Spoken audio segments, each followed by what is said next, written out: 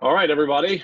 Here we are back. This is the next installment in our study of the seven churches of Asia. Scout Betz again is with us. He's been doing a great job this whole time. Looking forward to this discussion about Philadelphia. We do want to make note that Scout is traveling. He has had a death in the family that they're going to go into spend time in remembrance, and so he's been traveling for that. And I appreciate, number one, him taking the time to do this video with us, but also to tell you that there is going to be we're going to miss a week next week, and then we will finish the week after that because Scout had some scheduling conflicts that took place, or that are going to have to take precedence over that. But we have him here right now for a few minutes, and looking forward again, like we said, to looking closer at this little passage about this congregation in Philadelphia. So, Scout, tell me a little bit about the city of Philadelphia that's mentioned here in Revelation chapter 3. Yep. So, we've been given a title to all the churches, and this one is Faithful Philadelphia is what we titled at the beginning. Which, by the way, is cheating a little bit. That's right. That's right. It's not. It's phonetically correct. It's not spelled. With the H, yeah. Right? I just wanted to point that out. But yeah. Okay. That's right. Keep going. Right. Faithful Philadelphia. Sorry. Yeah. Go. And something to note too is as we worked up the coast from Ephesus all the way down, you're kind of on the down hook now, coming back down towards Laodicea. And that's going to be the end of the circle, if you will, the semicircle, whatever you want to call it. But they are located about 28 miles southeast of Sardis, which we studied last week. Right. And it's located on the Cognimus River. So pretty good trade route and everything else like that. We were talking about it just a minute ago, but Philadelphia, what's it known for today here in the States? The city of brotherly love, right? And awful football fans. That's right. Awful football fans. You only say that because you're a Cowboy, so. That's right. And it's the truth. But anyway, go ahead. It's true. But it's noted there that King Attalus II, he was a great admirer of his brother and his predecessor, who was Eusebius Sure. the second. Sure. He was a very truthful and loyal brother. So that's kind of where the name seems to have come from there. But again, it's located on a main trade route from east to west. So pretty profitable city there. Right. Yeah. It's going to have a lot of people coming back and forth and going through it and all that kind of thing. It is worth noting that Dionysus is the main god there, and they have a lot of like wine vineyard kind of thing, which would have been a big business back at the time. I mean, it's still big business today, but it would have been big business back in the time. They do also they're kind of a religious centric place where they have not just Dionysus, but they've got a lot of things that are there to worship, a lot of false gods and temples and things like that. A lot of temples and festivals. Right. And I think looking over, when I was looking at your notes, you had noted that it's often referenced as Little Athens. Yeah. Which, you think of the Acropolis and all that, and you Paul looking around going, all of these gods that you have, and, I'm going to present to you the one that you don't know, the unknown God. That's right. Right. So he, on Mars Hill, he makes this, but it's sort of to give you the same idea of maybe that's what's going on in Philadelphia. A lot of different ideas being pushed around, and different deities being worshipped and stuff like that. But that wasn't the only sort of source of false religion, was it? At this point, you also have another very large influence in the Jewish community, don't you? Yep. You got the Jews were really pressing on them in a lot of different ways there, and they were trying to get them to I'm missing the word there, but they're trying to get them to become Jews again before they assimilate, maybe. Right? Yeah, and we'll get into the keys and everything here, but it seems to be that the Jews were almost keeping them out of the meeting place, right out of the synagogues, and saying, "Look, you're not allowed in here because, well, you're not one of us." But really, they're the ones that needed to assimilate to Christianity. They needed to change their point of view, their actions there. But again, they were seeming to oppose the Christians in a lot of different ways. But these here in Philadelphia, they were faithful.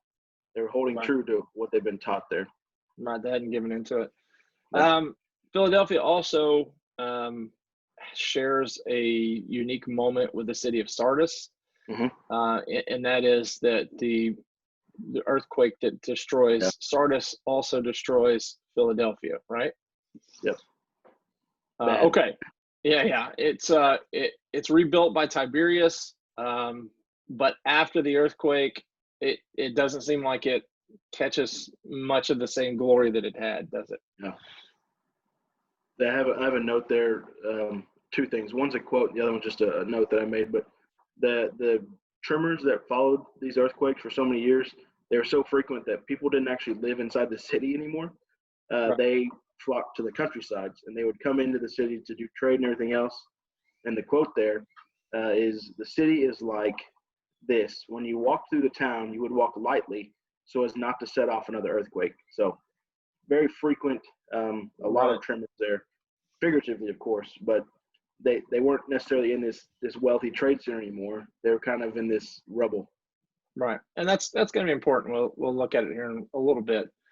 And then the other thing that's worth noting, it's going to also come up later, is that Philadelphia has been in its location. It was built deliberately for the purpose of sort of advancing Hellenism out into the world. It was like to come up with a, I don't know if this is the absolutely proper term to use, but it's a missionary city, so to speak. It's an outpost there because beyond Philadelphia, you have Phrygia, and there's some barbarian tribes and things like that. And so they were seen as sort of a forward outpost for teaching the Greek language, the Greek way of life, and all that kind of thing. And so they were, again, built with that deliberate intention of taking that kind of out there and taking it to others. Something real quick there with that is Sure. that it's noted as we get into the text here in verse number 7, but they're the ones responsible for getting the Hellenism out. Some reference to them as the door that was going to these other cities, which is going to come into play very quickly here in verse number 7. Right. All right, so let's get into that. Let's go straight to the text and let's see. We're going to start in verse 7. To the angel of the church of Philadelphia write, the words of the Holy One, the true one, who has the key of David, and who opens who opens and no one will shut, and who shuts and no one opens. Okay, sorry. He who is holy. Who are we talking about here? Obviously, I think by this point we know who it is, but it's still in red, right? It's got to be Jesus. Right. It's still an important reminder of his nature, even though we're aware of who he's talking about. To look at these for a few minutes, the Holy One. Holiness is in association with God is absolutely vital. Right. We can't forget the holiness of God. It's mentioned many times, both in the Old Testament and New Testament, about the holiness of God. And it's also a reminder to us that we need to try to match that holiness. That's right. Okay, so what about true? Tell me, he who is true. Why would that be an important thing to mention? Well, he's honest. He's dependable. Jesus is genuine. He's the real deal, right? He's the one that they can absolutely lean on, and there's not going to be any variation there. This is going to contrast very starkly the Jews who say or think they are true, but the text says, and we'll get to that later, is that they lie. They're liars. Right. And so they're going with these Jews that are saying, look, you can't do these things. You need to become like us, and then we'll let you back into the synagogues. But Christ is telling them, look, I'm the one who's true. I'm the one who's holy. Here's who you need to follow. This is who you should be following, kind of thing. Right. So I think that, like you said, it's obviously going to be a contrast with those who are trying to press the Christians there in Philadelphia.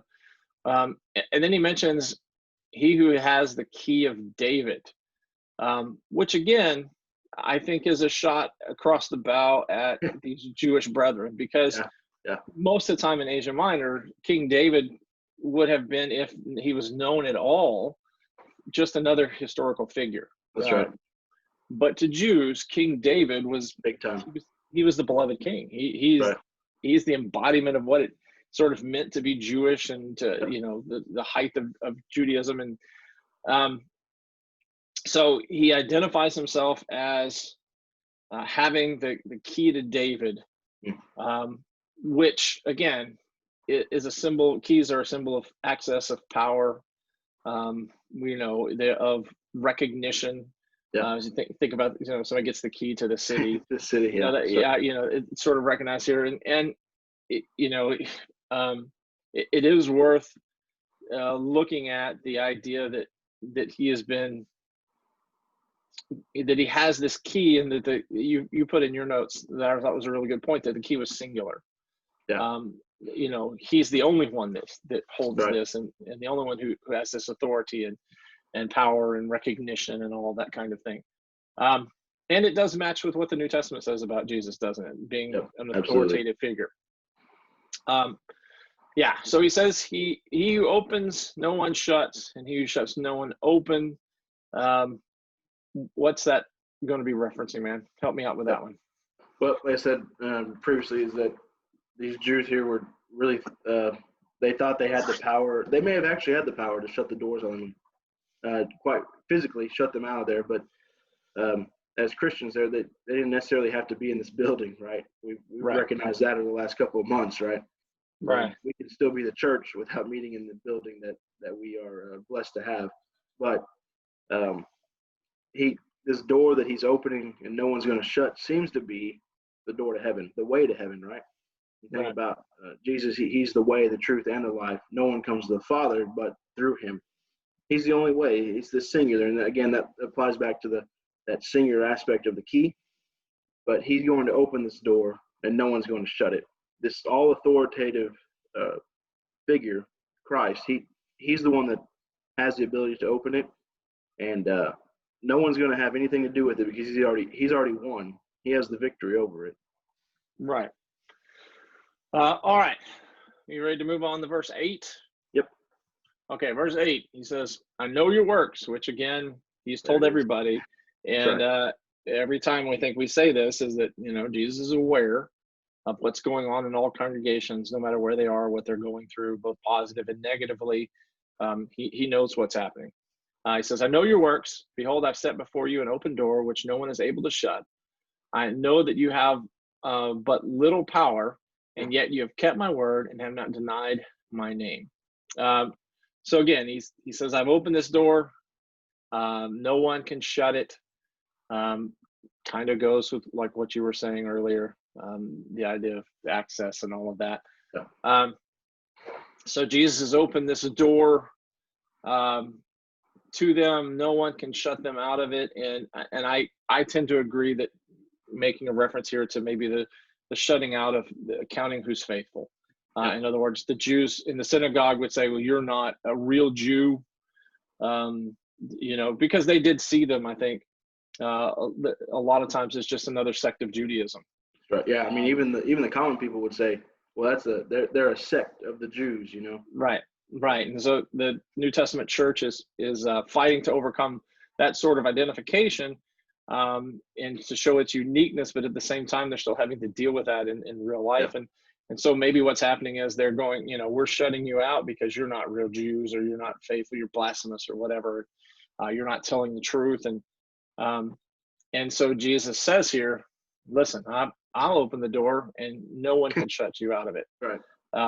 And I think there is too some of that, when you talk about the church, there is an open door in the church and no one can shut it. In other words, even if let's say I can't stand you, but if you were right in the sight of God and you faithfully and obediently followed, I can't deny you that access. That's right. You know what I mean? He's the one that determines who's worthy. Right. I can't close you out of it. And so, again, and I think part of this too, the idea of the opportunities that they have, because sometimes the doors is spoken of as an opportunity. I know he says that in to Ephesus. He said Paul says there's been a door of opportunity open to me. And so they have here, I think, several possibilities, but one of them being you either have access that no one can deny you from, or you have great opportunity here. Partly because I think Philadelphia would have been a place where ideas were exchanged. Yeah. Anytime you have that kind of travel and it's there and it's supposed to be teaching, Hellenistic still, there's a chance for having a discussion. That's right. And again, that's what happens to Paul at Marseille. He's spouting off something. They're like, we haven't heard this. We don't know what this is. So call him up here because we want to hear what he has to say. Yeah. That's a great text there in Acts 17. I preached a sermon on that saying the unknown God who can be known. Right. Right. It's just on a side note, it is a great text. It was the first sermon that when I first time I went to Jamaica with one particular group, they have the guy that was there, he had a PA system hooked up to the top of his car. Yeah. And he would just pull up on a street corner, hand you a microphone and go, "Get out, brother, and preach," And so I first time he does that, he get out there and preach. And I don't really have anything prepared, and I like to prepare beforehand and all of that. And so they just kind of give you a mic and shove you outside. And that's where I went. I went to Act 17. I said, okay, well, let's talk about, and it's a great introductory, text for the idea of God and who God is and what he does for our lives and things like that. All right. He says you have a little power. Seems like a congregation that's faithful and steadfast and patient and all this. It would be a fairly powerful congregation. Why would he say that they have a little power? I think they got a lot of pressing issues on the outside that are keeping them maybe from doing everything they can. Turn into a passage real quick if I got it right. But you think about those outside influences and how they may stifle our evangelism efforts, maybe kind of covering up what's going on. But I think that they had a good drawing there of what they were to do for God. Let's see here. Luke chapter 16, verse number 10. I'll read it. He who is faithful in what is least is faithful also in much, and he who is unjust in what is least is unjust also in much. And so they had this little power, but it seemed that they were being faithful in that little amount of power they had. And the opportunity that was given to them or that they were taking, no one was going to deprive that from them. No matter how much it did or didn't work, if they were doing what they were supposed to, then they were being faithful. So I think you're right on it.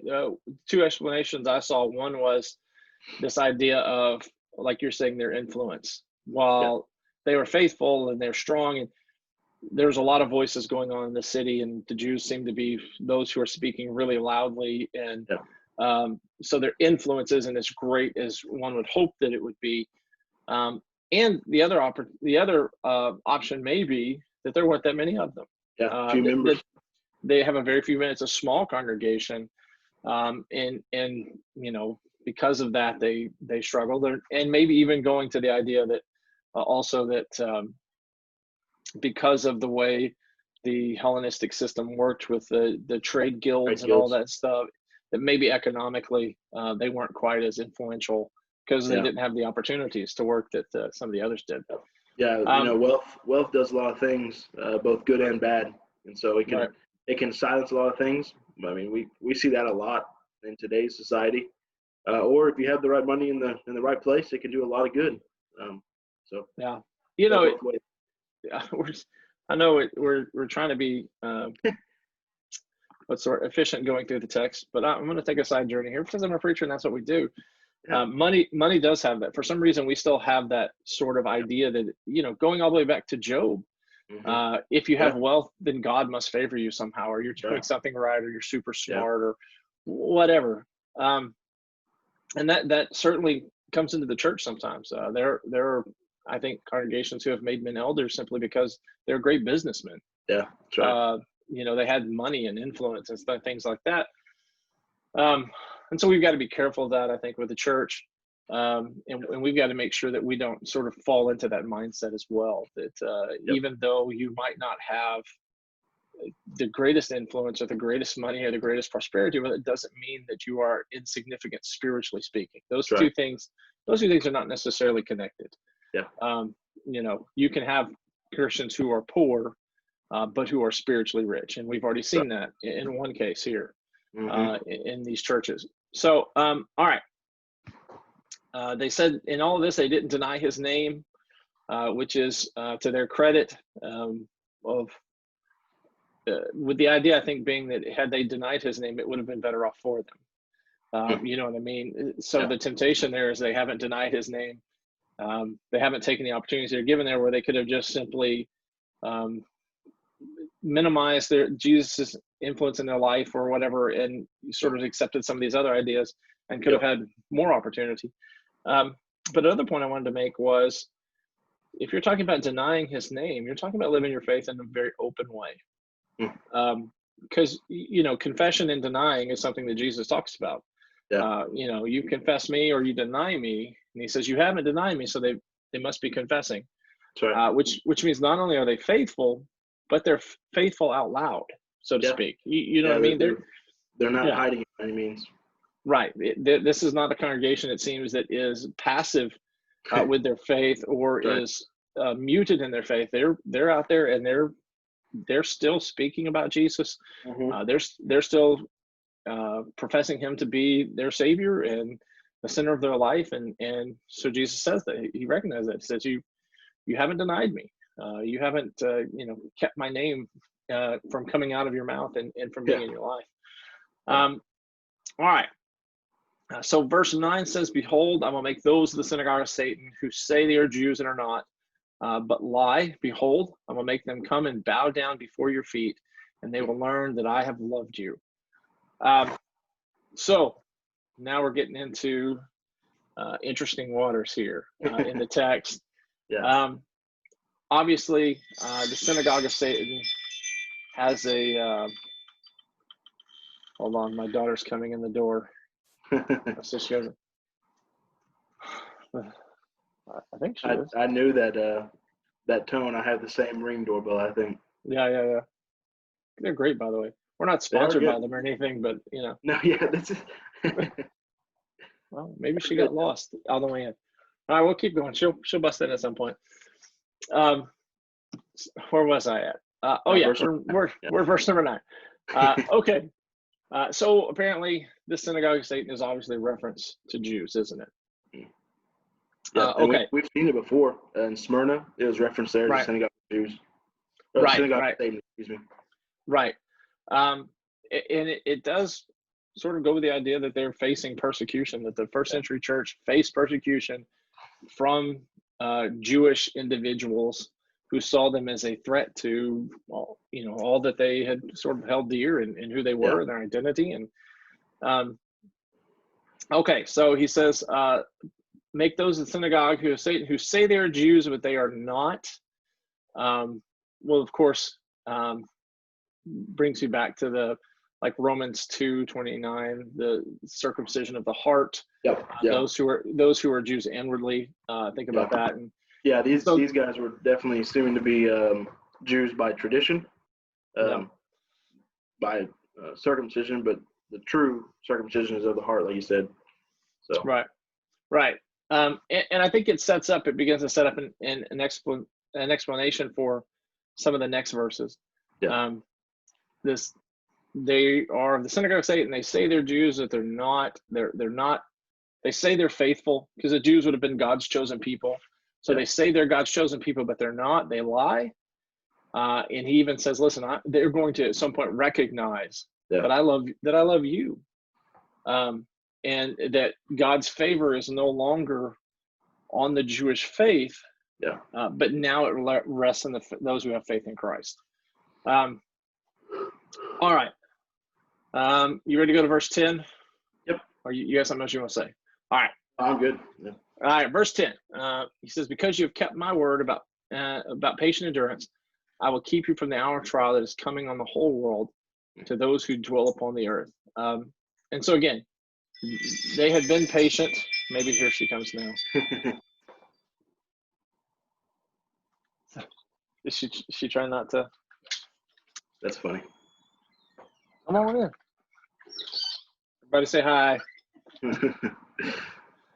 It wouldn't be a Wednesday night class without my family walking through the middle of it. So that's okay. I still like them. They're good people. So he says, "You've kept my word about patient endurance."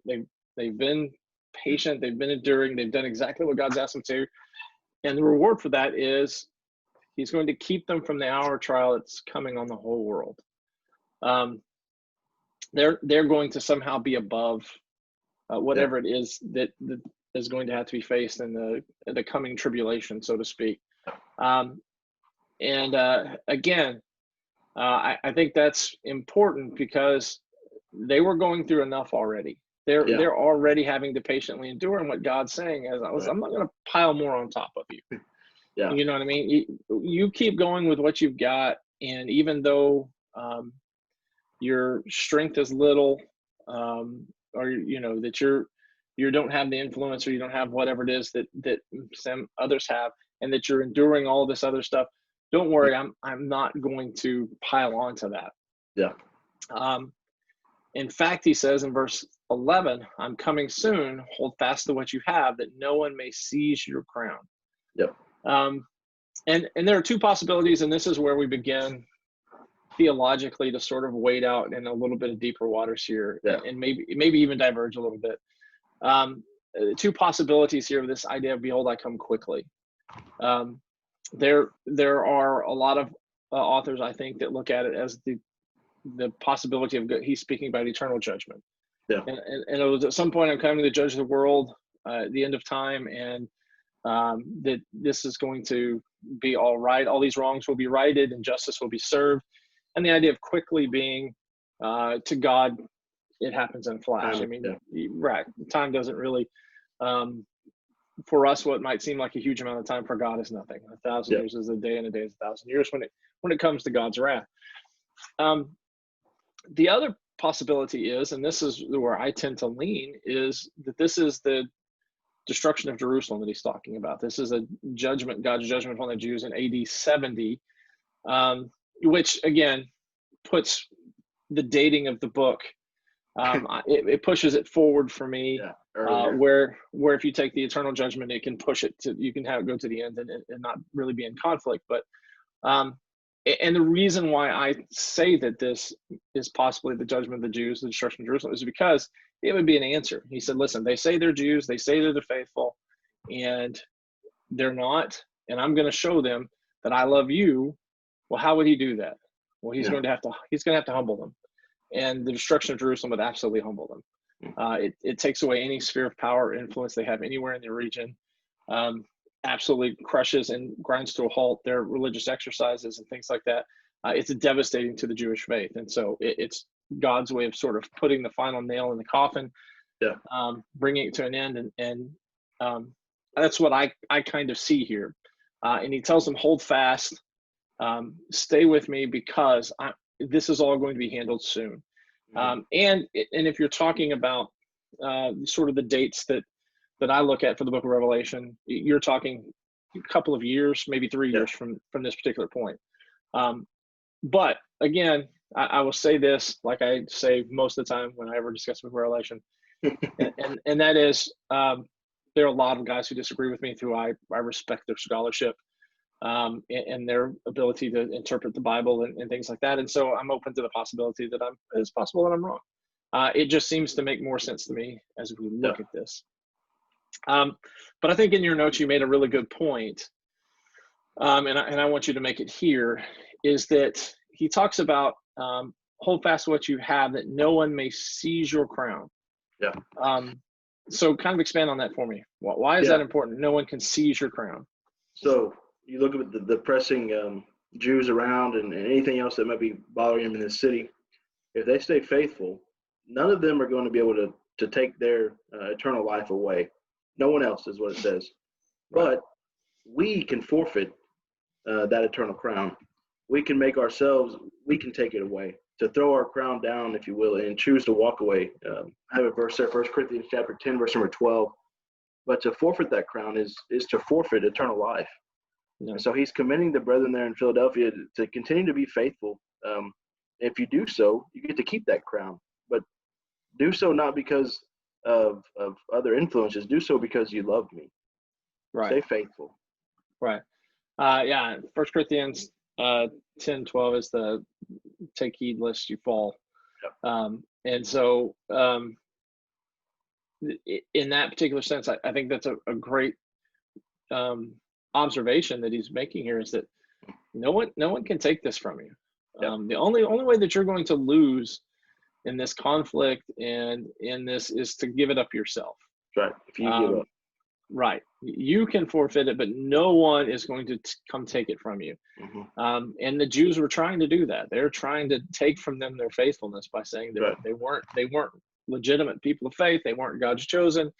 And so God's reminding them that they can't do that. They don't have the ability. I'll open the door and only I can shut it. No one can shut it. And I'll give you a name, and I'll give you all these things, and I'll give you a crown, and no one can take that crown from you. Right. So he reminds them to continue. All right. So then we get to verse 12, which is really the last verse of significance. 13 is a repetitive verse. I mean, it's still significant, don't get me wrong, because it's in the Bible. But as far as for our discussion goes, sure. Verse 12, the one who conquers, I will make him a pillar in the temple of God, and he shall never go out of it. And I will write on him the name of my God and the name of the city of my God, the new Jerusalem, which comes down from my God out of heaven, in my own new name. All right. So again, maybe some theological things to discuss here and to look at from my perspective, but I don't want it to take over, because I don't want this to really be about that. Explain to me the significance of this mentioning the pillar in the temple of God. Well, we mentioned. Go ahead. No, I was going to say why specifically mention pillar? Yeah. Well, as we mentioned in the beginning of the introduction, you look at that earthquake that devastated Sardis, and then also Philadelphia here, and the city was ravaged. It was rubble, and so all these great. Remember, they had lots of big temples and lots of festivals that went on there, and other things that were all for these false gods, and it all crumbled. Right. And then Jesus says here, I'm going to make you a pillar in the temple of my God. And so you think about structurally what a pillar does, and it's a very solid thing that goes into a building. And so it provides strength and power and permanence, if you will. And so he's going to make them a pillar in the temple of God. And so that's one that's something that they would all want to strive to be in. They're not going to have to worry about this temple falling down ever. God's temple is not going to crumble. There's not going to be earthquakes. There's not going to be this violence. There's not going to be the pressing influences from the outside world. Once you're in this in God's temple as a pillar, you're there. And so they're figuring this out and going, okay, that's what I want to be. I want to be a pillar in the temple of God. Right. And just in my perspective, the temple of God here, I think he's referencing the church. Yeah. 1 Corinthians 3:16, another clear reference to that. And so again, he's saying, listen, if you conquer, like you're saying, I'll make you a pillar in the temple of God, in the church, and you'll never go out of it. In other words, again, going back to that idea of you can't be taken from it by force. No one can take you out of the list of the faithful, out of the church by force. And he says, I'll write on him the name of my God, the name of the city of my God, the new Jerusalem, which comes down out of heaven, and my own new name. The new name, I think, is obviously a reference to Christian. Yep. As opposed to the whatever title Jewish individuals held or whatever it was. And the New Jerusalem, I think, is also a reference to the church. It's not heaven. It's coming down out of heaven. Same place you see it in Revelation 21. It's coming down out of heaven. It's not heaven itself. So, making this reference, again, is a contrast from the lying Jews who make claims that are not true to Jesus, who does make claims that are true, And these Jews who try to deny access to Jesus, who does give access freely, and Jews who are trying to shut people out to Jesus, who is including those who are faithful. I think it's all this big contrast that he's talking about here. And they may not have had much of a name in Philadelphia, but they had a name with God. Right. You know what I mean? And so that was going to also be important. And it wasn't just going to be any name; it was going to be a name that was associated with God Himself. Yeah. What's really interesting, you start making a list of all the things that happen to those who are faithful throughout all these churches. Right. Just because they're written to individual churches doesn't mean that the same things are going to happen to everyone. But you get a snapshot of, okay, I'm going to be a pillar in the temple of God. My name's going to be in the book of life. I'm going to have these other aspects there. And so we could do a whole other class on just the good things that come from that. Right. Just the it's rewards. Really neat to just watch them pile up on each other. You go, wow, that's where I want to be. Right. Any of these by themselves is significant to us as Christians. That's right. Right. But the fact you're right that all of these things are mentioned with the context of us sharing in all of them it's beyond our imagination.